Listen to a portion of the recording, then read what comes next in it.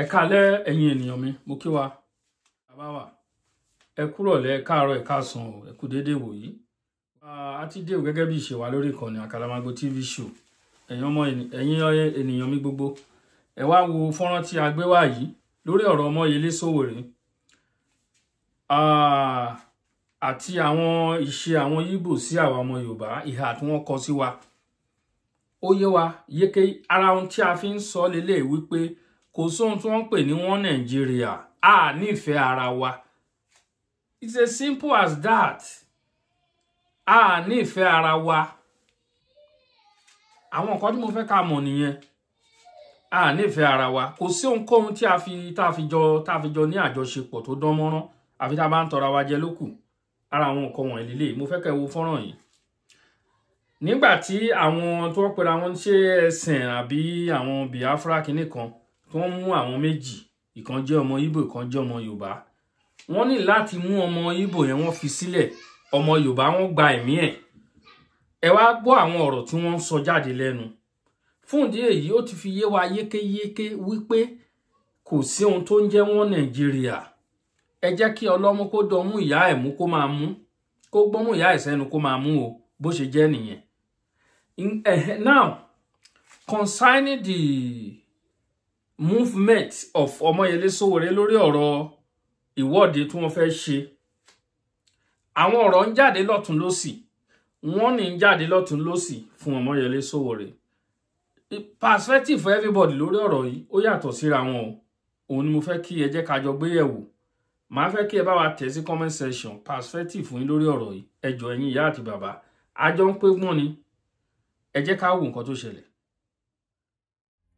And I want those who are close to Sowore to please give him this video to watch, because this video is for him.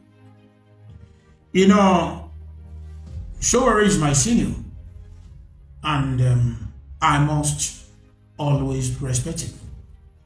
So I just want to respectfully speak to him. I want to remind Sowore of MKO Abiola. Abiola was murdered and everything about Concord, everything close to him destroyed. I expected activists like Sowore to keep digging to know what happened and also call for justice for NK Abiola's family. There's a whole lot of things happening in Igbo land. The unaliving of innocent people, the police, including pregnant women. I expected activists like Sowore to ask what is going on. But it seems to me that he deliberately don't want to touch some of these topics that I just mentioned. So therefore, I want to show him something. You know, these people, you are trying to prove to the whole Nigeria how much you love them. It seems to me that you don't know them very well. I'm in a better position to tell you who they are, especially their supporters. Forget about the moves of some of our desperate politicians and some whack charge and bell lawyers. These are people who incubate evil, people who incubate monsters.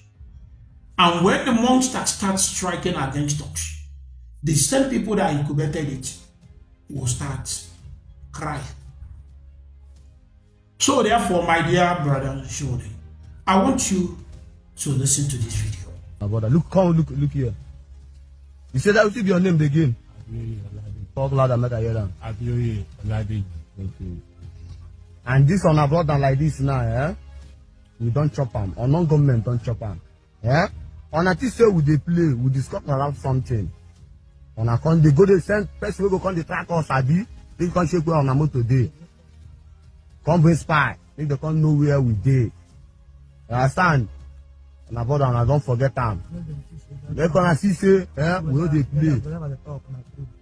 That thing we on a driver, down a driver who hold that time, they turn now. They gonna believe and say not true. You, we down that driver, we live and say because of Naibu in B. But this one, Nairoba in B.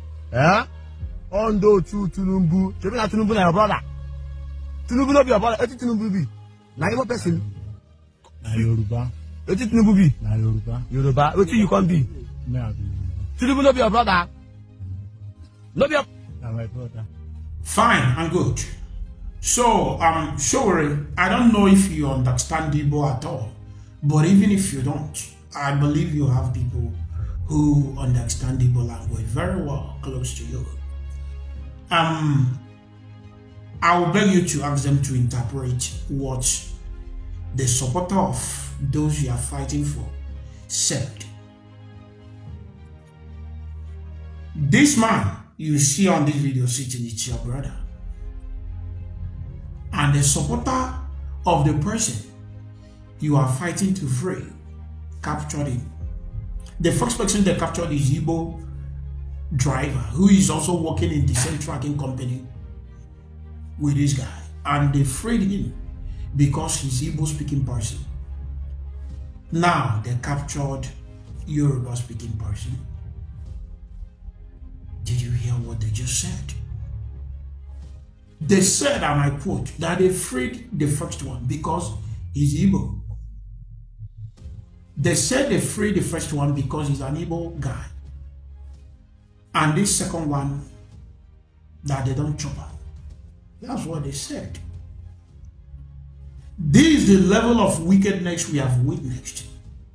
And we are in a better position to tell our story. But it seems to me that you want to be the one to tell us what is going on. If this your moves, conspiracy against my people, you better stop. Because Igbo land, it's not happy with what you're doing. Sure, the move you're making is a direct insult to every Igbo sons and daughter. Your move, it's like urinating on the grave of innocent Igbos. Bad because of this man ideology. I understand that you're a politician, but there are better ways to go about your campaign. Don't urinate on the grave of our people. Ẹgbọ́rọ̀ tí wọ́n sọ. Gẹ́gẹ́ bí ohun tí mo ń sọ lọ, àjọ ń pé gbọ́n ni. Bóyá ìfún tó burú, ajàfẹ́ ẹ̀tọ́ ọmọ ènìyàn lọ́mọyẹlé Sowore, ẹ má gbàgbé o. Ó dẹ̀ ti wà nínú ìrìn àjò tipẹ́tipẹ́ tí kì í ṣe ní. Ó ti wà nínú ìrìn movement freedom fighter tipẹ́tipẹ́, kì í sọ̀rọ̀ èní o. Kì í sọ̀rọ̀ èní ló ti wà ńbẹ̀. Pé bóyá ó ń pè fún pé kán free ọmọ Nnamdi Kanu, kò sóhun tó burú ńbẹ̀. Àmọye àwọn èèyàn tí Ọmọyẹlé ti jáde fún bí irú eléyìí. Ẹ má gbàgbé, ẹ jẹ́ ká rán wa létí nígbà tí àwọn Ìgbòho disciple, àwọn tó kó nílé Ìgbòho, àwọn 12 tí wọ́n kó nílé Ìgbòho tán kó lọ sí Àbújá. Ọmọyẹlé Sowore ó dúró tì wọ́n títí tán fi wọ́n sílẹ̀. Àyẹ́ rí pé nǹkan kan lè ṣẹlẹ̀ sáwọn Haúsá ńgbà míì á lọ support wọn bí ọ̀rọ̀ tiẹ̀ ṣe rí nìyẹn. But gbogbo àkíyèsí tí wọ́n wá ń pè Ọmọyẹlé Sowore fún yẹn má jáde o, ó ní mission ni o. Ẹ wò, ẹ jẹ́ ká fi làákàyè, ẹ jẹ́ ká fi gbé nǹkan tó wà ńlẹ̀. Lóòótọ́ olóṣèlú ni Ọmọyẹlé Sowore, olóṣèlú ni Ọmọyẹlé, olóṣèlú, ṣùgbọ́n ẹ rí pé òṣèlú títí ẹ̀ ó yàtọ̀. The way tóun fi ń ṣe títí ẹ̀ kò tiẹ̀, mi ò mọ nǹkan tóun gan wá débi pé ó lọ ń contest fún presidency Nàìjíríà, kò bá máa follow láàyè lọ torí ajàfọ́ ẹ̀tọ́ ọmọ ènìyàn ni tí àánú àwọn èèyàn ń ṣe lórí a ti gbé wá sórí Yorùbá World Media nígbà mélòó kan náà tó ti wá bá wa sọ̀rọ̀. Mi rò pé kọ ìhà míì sí ọ̀rọ̀ Yorùbá nation pé bí àwọn ò fẹ́ wọ kíní kan, bóyá ó dẹ̀ ń sọ táwa ò rí, mi wá lè sọ o, kò tàbùkún wa, ó ń ṣe títí ẹ̀. Wọ́n Nàìjíríà ló ń ṣe, wọ́n Nàìjíríà ni Ọmọyẹlé Sowore ń ṣe, kò ṣe Yorùbá nation. But pé bóyá wá ń sọ̀rọ̀ sí pé kíní kan kó má lọ dá sọ̀rọ̀ ọ̀rọ̀ àwọn Nnamdi Kanu. Ẹ wò, ẹ jẹ́ kí ìṣẹ̀lẹ̀ kan kó ṣẹlẹ̀ tá a fi gbára wa. Ọlọ́run ló mọ bí ó ṣe fẹ́ ṣẹlẹ̀. Ọlọ́run bá ló mọ bó ṣe ń ṣe nǹkan ẹ̀, òun ló mọ bó ṣe fẹ́ kí, òun ló mọ bí, òun ló ṣe mọ bí iná ikú ṣá. Ọlọ́run nìkan ló mọ bí ìṣẹ̀lẹ̀ yẹn ti fẹ́ ṣẹlẹ̀ tí a fi gbára wa kúrò lóko ẹrú tá wà. Ọlọ́run nìkan ló mọ o.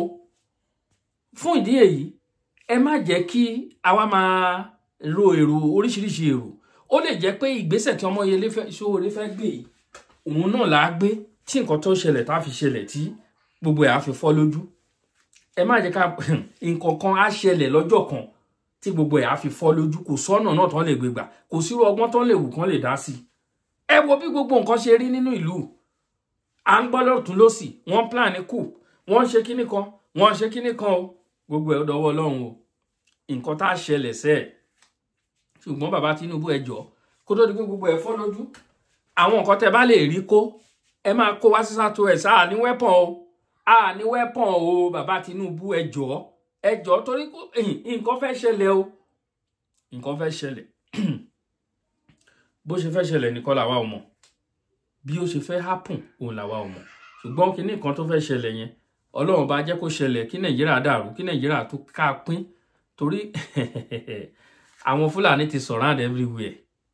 Fúlàní ti surround everywhere. Me anybody ò dé rárá nínú Nàìjíríà. Tó bá rìn máa rìn tìfúnra ni. Tìfúnra. Wọ́n ní private jet, wọ́n lè run at any time. Wọ́n á kó àwọn family wọn, wọ́n lè fi gbogbo nǹkan ní wọn sílẹ̀. Wọ́n á do ẹ̀mí wọn, wọ́n lọ nìyẹn o. Owó wọn ti kówó pamọ́ káàkiri bọ́n ṣe wà yẹn. Tí wọ́n lè fi live for many years ní other country. Wọ́n ti ra lé, wọ́n ti ra gbogbo ẹ̀. Èmi àti ìwọ nìkan là lẹ́ni tìyàn la fi ń sọ fún yín pé ẹ jẹ́ ká gbára wa lọ́wọ́ wọn, ẹ jẹ́ ká gbára wa lọ́wọ́ wọn. Ẹ jẹ́ ká gbára wa lọ́wọ́ wọn. Àwọn arìn nǹkan tọ́pọ̀lọpọ̀ wọn ò rí. Láyé àtijọ́ ni wọ́n máa sọ pé ibi tí àgbà bá jókòó sí, ọmọdé bá gun òkè pẹ̀tẹ́sì kò lè rí. Irọ́ ni o, owó yẹn ti yí padà o. Kí àwọn bàbá tó rí àwa ti rí lórí ayélujára. Kí wọ́n tó rí, kán tó máa gbọ́ fìrìfìrì àwa ti rí o. Òwe wọn yẹn ti hold òwe ni. Òwe wọn yẹn ò ṣiṣẹ́ mọ́. Iná ẹ̀ kàn kún tiẹ̀ wá bí.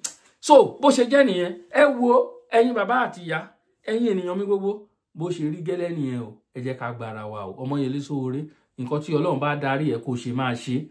Máa ṣe nǹkan tí Ọlọ́run bá ní kó ṣe o. Máa ṣe o. Má dáwọ́ dúró o. Bó ṣe jẹ́ nìyẹn. A ní jù báyìí lọ. Thank you.